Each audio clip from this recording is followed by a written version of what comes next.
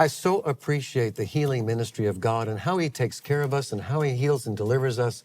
And I also appreciate the people that He uses, especially in the working of miracles, the gifts of healings, and to see people down through the years and how they've operated in that. And I've got somebody with me who is both proficient in the operation of the working of miracles, as well as a dear friend of 20 years plus. We have known each other and enjoyed each other's company. I want you to welcome to Inside the Vision, Billy Burke. It is so Pastor. good to have you. Good to be with you. On the broadcast with me. Look at what's happened here. I know, this is amazing. 20 years ago, this was not here. This was not here. A lot of things were not here 20 years ago. Right. I'm so glad you're on the broadcast here with Glad us. they privileged to be here. And I want to take this back close to the beginning, because that's where this vision began. And you, as a child, experiencing what you did, tell us the story about that. I was 9 years old. This was 1962, and I was diagnosed with terminal brain cancer. So was I. You know, but not brain cancer. 62. I was 9. So go ahead. And anyhow, so I was taken to a hospital in Pittsburgh. You know, I had the sentence of death. 3 days is what they said. It had metastasized. It was metastatic in my lungs, on my back. I had cancer lumps probably, I don't know, 2-3 inches high all over me. And so they said, we have to do immediate surgery. This thing is, you know, all that. I remember vividly the night before the surgery. I was on the operating table 18 hours. They, back then, this is 62. So you can imagine there wasn't even chemotherapy. There was, I mean, some of those needles they used back then were like this. They seemed like that long, right? Yeah. And so I was in that surgery for that long, only to find out they couldn't get down in, couldn't take it out, all of it out. They did what they could, and still had given me 3 days with treatment. So I awakened in an oxygen tent. I remember this vividly. I was packed in ice up to my neck.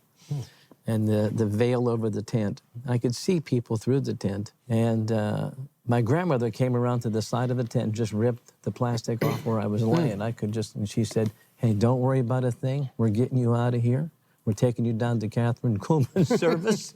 I didn't know who Catherine Kuhlman was. I didn't know what she was talking about. She said, we're taking you down there, and you're going to be healed. Don't worry about a thing. Just forget about all this. A couple of days, this will all be over. And then she pulled the plastic down over the tent. And I'm looking, so man, I am freezing. I'm in pain. I was afraid, obviously. For 4 days, my grandmother terrorized me with faith. She planted in me what I couldn't do myself. She planted a seed of expectation. I didn't know how to do that. I don't know how to do that, especially at that age. And she said, we'll take you there, and when she touches you, you'll be healed. I'm thinking, when who touches me? You know, I'll be healed. And so the morning of the service, we were driving into Pittsburgh to the meeting. Couldn't get in because the street, Presby doesn't hold, well, it holds about 3,000. But that place was packed. People streamed out onto 6th Avenue. The street was packed. By the time we got there, there was just like a shoehorn. You couldn't shoehorn somebody in. And so we're standing out on 6th Avenue. I was in such pain. So I said to my grandmother, we called her ma'am. I said, ma'am, let's just go home. She said, no, something's going to happen. And there was an usher, one of her key ushers, who I later got to know really well. He came out the side door and he's waving. He looks right at my grandma. He says, now here's all these people, probably 1,000 people. I don't know how many, 500, 800, I don't know. And he motioned for her to bring me and come up through the crowd. Long story short, she comes out, Miss Kuhlman, Catherine Kuhlman. I'd never seen that. I just had never seen anybody operate like that. And I thought, this is fascinating. I had a patch over my eye because I had double vision and much everything else. And so quickly, it just seemed like it was just so quickly. She turned and pointed to the balcony and she said, you get down here, you're being healed. I screamed, I said, no. And she said, I said down here. And I said, no. My grandmother's trying to say, don't say that.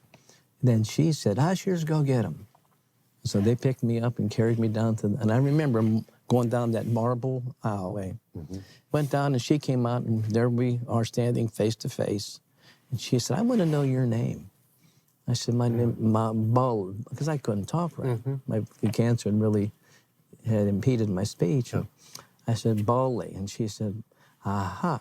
She said, you know, I only want to know one thing from you, just one thing. I thought, oh, wow, that's a deal, you know. Yeah. She said, do you believe? I just want to know, do you believe?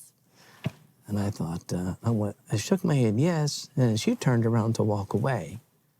And as she walked away, she spun around so quick and said, I said, do you believe? And I thought, maybe I don't. It was the way she did it. Maybe I don't. Yeah. And then that hand started coming towards me. And Pastor, as true as I'm sitting here, when her hand was coming towards me, I could hear my grandmother. When she touches you. That seed of expectation. Yeah. I don't know what would have happened if I didn't have that seed.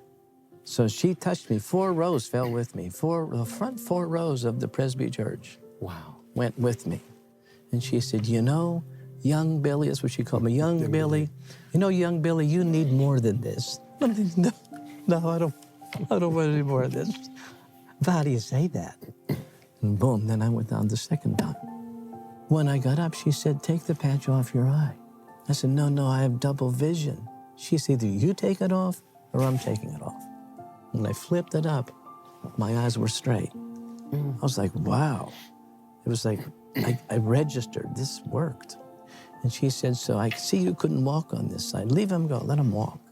I just walked around. I thought, this is incredible. The vision that the Lord has given you has been for the healing of the people. And what I'd like you to do is, you have a camera, I want you to talk to it. And I want you to talk to the folks out there because they're listening to us right now, talk about the healing power of God. Some of them are saying, okay, it's my turn. I want that. I want to experience that. Would you minister to them? Sure, but you know, it's important right now that the thing that I would say to most people, the difference we're seeing in manifestation is the difference between the will of God and the way of God. The will is plain. You know, his word is so plain, he wants you well.